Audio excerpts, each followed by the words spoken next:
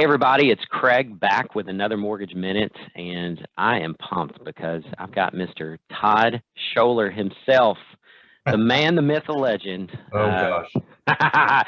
with Smith Scholler Milliken. And Todd, what is your title? I don't see Grand Poobah anywhere on the website. So No, I had him take that down. It was getting embarrassing. No, I'm one of the attorneys here, and probably I guess if I have a claim to fame, it would be that I've been on this forms committee for many years, along with some other great attorneys. Been working with these particular forms for about 18 years. So you get to know something pretty well after 18 years. So yeah, I would say so. Well, listen, I wanted Todd to come on here and talk to us, and he and I were kind of chatting before I hit record about a specific situation that comes up from time to time, and that's related to when you're purchasing a home. There is a contingency in the sales contract called the home inspection contingency. All right.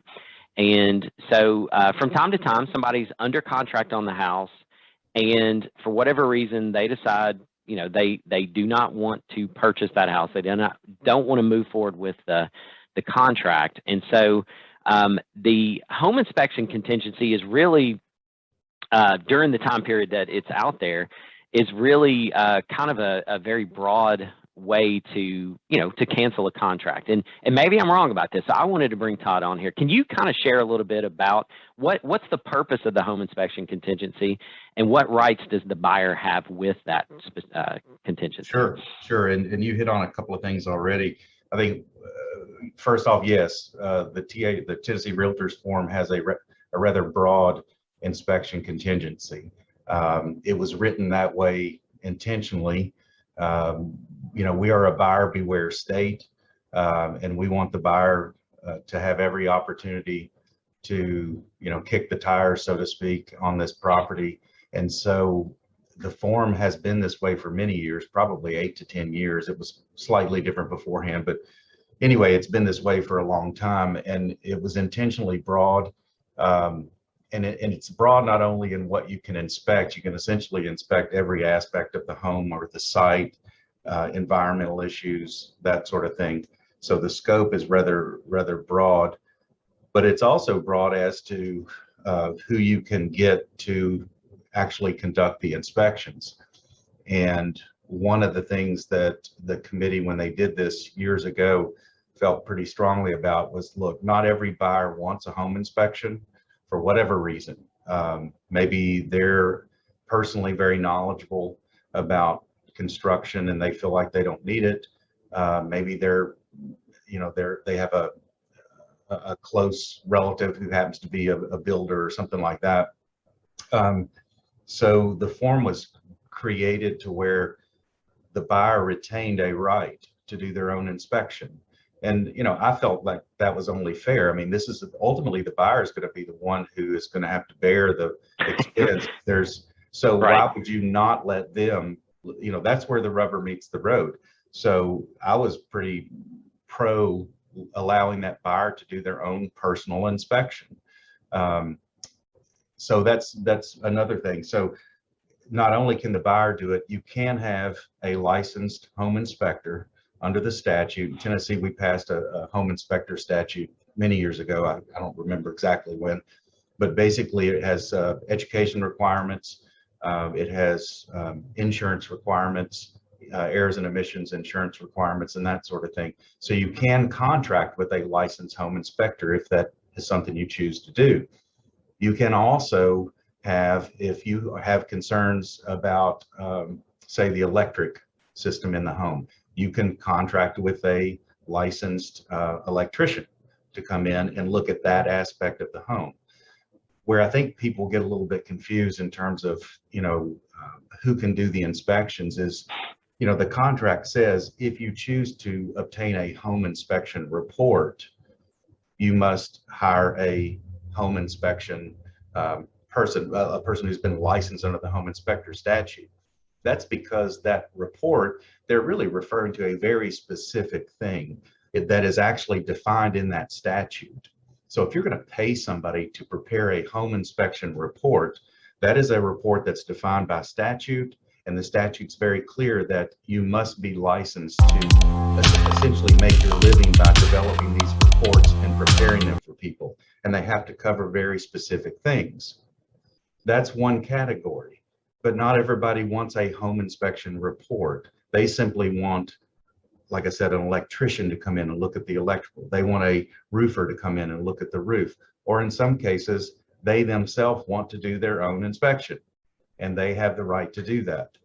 And, you know, one thing that we were talking about earlier is a lot of times, for whatever reason, somebody decides they don't want the home. And it's usually, my experience has been, and I'd like to hear yours, is that it's, you know, they're cold feet. They get cold feet early on in the transaction. They go under contract. In this day and age, you know, you have to make the offer quickly, aggressively. You know, if you're not offering over asking price, you're probably asking not to buy a house. You're right. You're gonna be what we call a non-home buyer. So yes, you're going in quickly, aggressively, and sometimes they get cold feet. And this is probably what you were referring to. They're trying to figure out a way. I don't want this house anymore. Right. How do we get out of it? Well, there's typically, as you know, a loan contingency for most buyers, not all, but most. Right. The appraisal contingency is sometimes waived these days, sometimes not, or amended. So the cleanest way out is the inspection out. And honestly, it's one of the earlier outs too. It's right. The first thing you get to. So you've got whatever, 7-10 days to do your inspection. And so a lot of people choose to get out of these contracts legitimately or not, frankly, if it's just a cold feet situation, because, you know, they'll get out through this vehicle called the inspection contingency.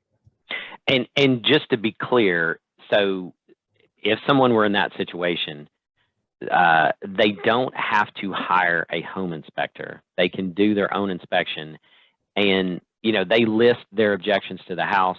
It's their objections is based on their perception of whether that's a valid objection. I'm assuming, right? I mean, yeah, I mean, it needs to be, the contract defines it as, you know, something that is non-cosmetic, that is objectionable about the house. And again, some argue that's too broad. It's unfair to sellers. I get that.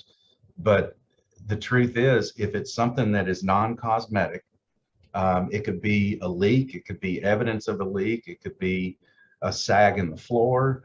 I mean, it could be any number of things that, you know, now the backdrop of all of this is it needs to be in good faith. I mean, you need to actually find something that is truly objectionable. Right. And I should say that too. I'm not one that, you know, I don't like I got cold feet and I'm going to run for the door.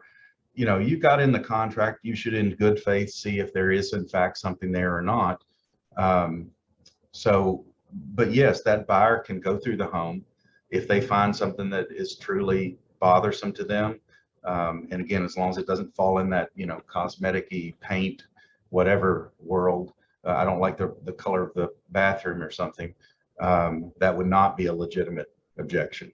But yeah, they can find an objection. They need to itemize it and send it over to the other side in their time frames. And there's always a time frame set out. And as long as you do that, you know, you have a pretty good out there. Yeah. That's not to say that some sellers might.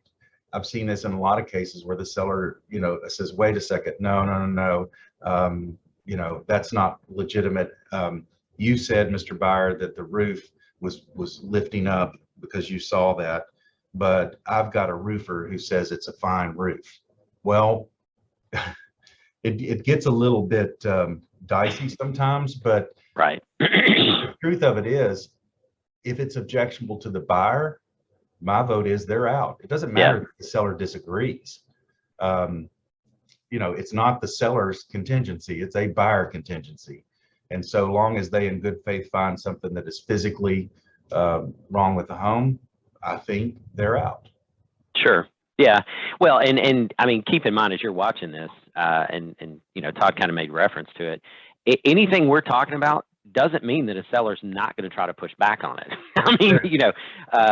True. this is a country that's founded upon, listen, you could sue anybody for anything. Doesn't mean you're Right. going to win, but you could Right. certainly attempt it. So, Yeah. but I appreciate you explaining, in more detail about, buyer's rights. And let's be honest, the sales contract is very much slanted towards the seller. So this is one fast. I know. Look, I'm not asking you to weigh in on that because you're on the committee, but this Yeah. is one. I'm neutral on that. I know. I get it. I get it. But But I mean, this is one facet that is well, truly meant to protect the buyer. So it is, and in this market, the contract in my perception is we try to be neutral. We really do. And that goes for the contract as well as some of the disclosure forms that we got rid of a few years ago because we felt like they weren't fair to a seller. sure. But yes, with this market right now, as you well know, it is definitively a seller's market. And so, this is one area where the buyer, and look, candidly, in some of these contracts we're seeing, they're waiving inspections. Yeah, that's true. And Yeah. so, I guess I would caution everybody who would be listening to this that, obviously every situation is different.